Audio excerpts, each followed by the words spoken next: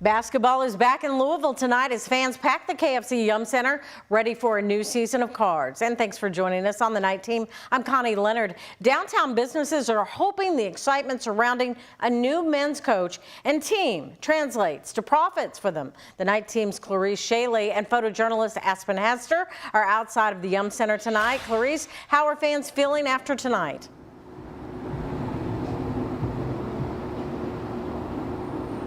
Connie, fans just cleared out from the Yum Center after a super exciting night for Louisville Live, and they told me earlier today that the new coach, Pat Kelsey, is just what the men's basketball team needed. He's tough, he's energetic, and fans and businesses alike are excited for the season and what it will bring. Crowds rush into the Yum Center for the highly anticipated University of Louisville basketball team with a new coach and new recruits. But the excitement began way before. Longtime fan Jerry Westover has stuck it through the last few rough years. I was one of those diehards who kept thinking that, okay, we're gonna turn this around, and it's gonna get better. To see the change brought to his beloved team, especially with the new men's coach, Pat Kelsey. There's no doubt that he's gonna put a super competitive, highly entertaining team on the floor. Doesn't mean we're gonna win every game, but I think it's definitely going to be a better test for the eyes than what we've seen the last 2 years, put it that way.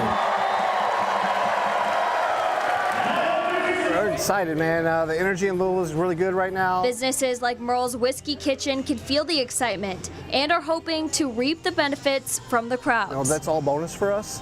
So when they're good, that's all extra for us. We're going to do what we do regardless, but when U of L's team is better, downtown is better. And they're not the only ones. Trolls Pub also preparing for larger crowds. Really looking for an uptick in attendance and all that stuff.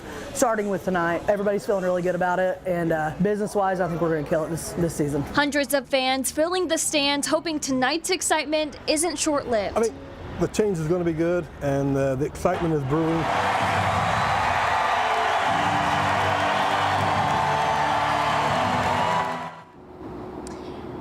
And coming up later, you'll see highlights from tonight's extravaganza. Live in Louisville, Clarice Shaley, WHAS11 night team on your side. All right, Clarice, thank you so much. Leaders in Southwest Louisville gathered today to discuss how to cut down on violence after a shooting at a football game on Sunday. That shooting happened at a PRP high school football game that left 2 teens injured. In response, the mayor's office has directed LMPD to start enforcing a decades-old public mask ban, something PRP council member Cindy Fowler is celebrating. I commend the mayor for stepping forward and trying to find new ways to combat, and knowing that man had, a mask on. Says she's seen masks being used in crimes like street racing, but noted the purpose is to keep criminals from being able to conceal their identity and not to prohibit people from wearing masks for medical reasons.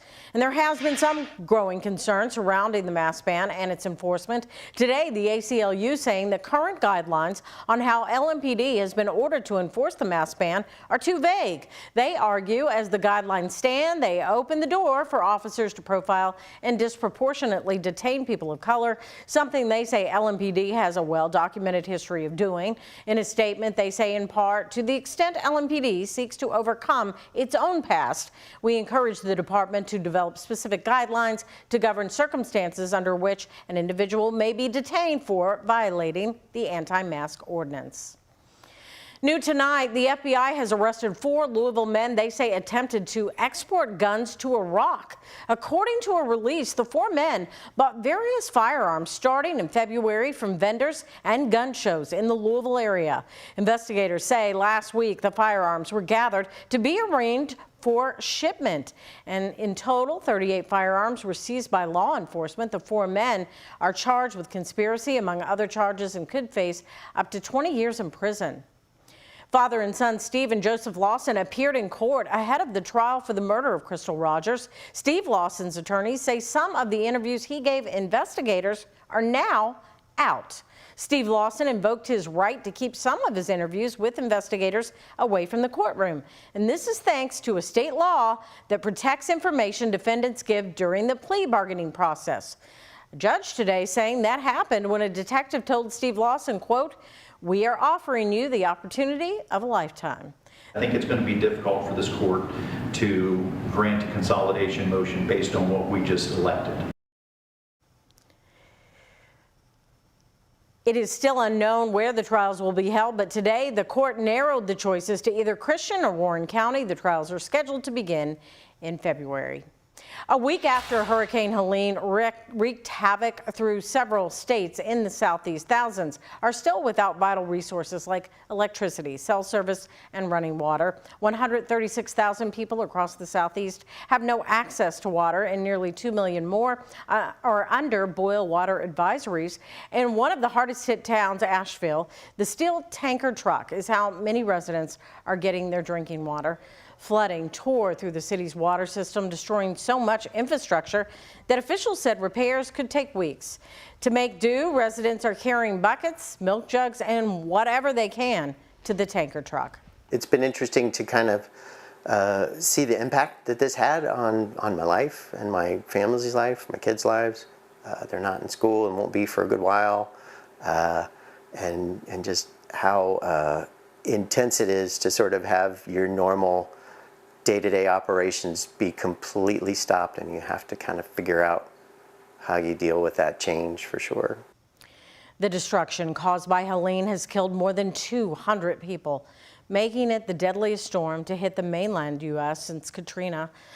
Hundreds more are still missing, and search crews are now trudging through knee-deep debris to check on residents. These photos showing crews from Indiana searching the wreckage in North Carolina. And I just want you to know that I am totally with you because I am part of you. I love you. In response to the disaster, beloved country music star Dolly Parton is donating $1 million to recovery efforts. On top of that, her companies have partnered with Walmart to provide significant donations to go to flood relief across the region.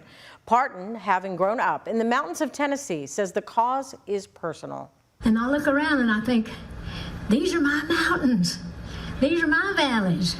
These are my rivers flowing like a stream. These are my people. These mountain-colored rainbows. These are my people, and this is my home. Now, between Dolly and her companies, $2 million is going directly to the Mountain Waste Foundation, a charitable organization providing immediate assistance to Helene flood victims. Walmart CEO John Furner said that the company will be donating $10 million to hurricane relief efforts across the affected states.